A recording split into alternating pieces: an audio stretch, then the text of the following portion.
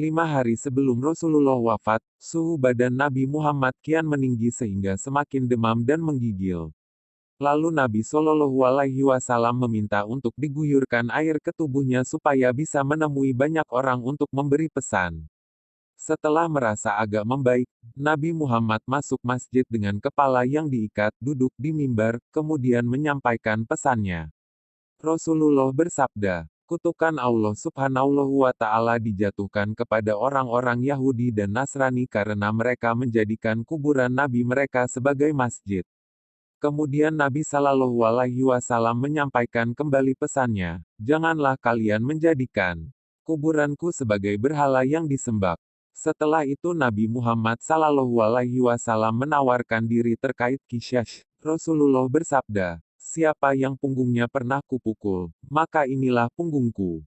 Silahkan membalasnya. Siapa yang merasa kehormatannya pernah kulecehkan maka inilah kehormatanku. Silakan membalas.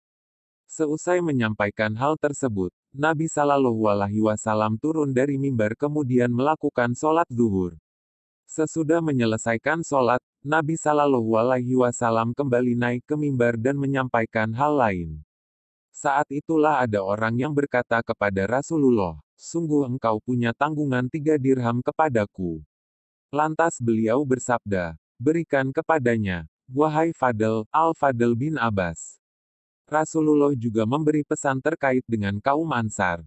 Dalam sebuah riwayat dikatakan bahwa Rasulullah bersabda, manusia akan semakin bertambah banyak dan orang-orang Ansar semakin sedikit. Pada akhirnya, orang-orang Ansar seperti garam dalam makanan.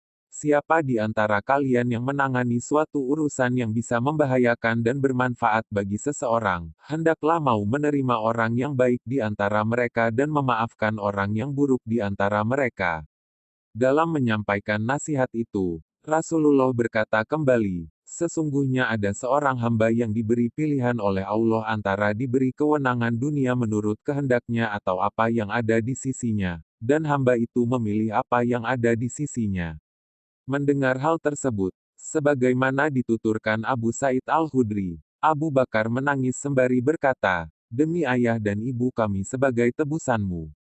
Hamba yang dimaksud tentu saja adalah Nabi Muhammad, yang memilih untuk berada di sisinya ketimbang kemewahan dunia.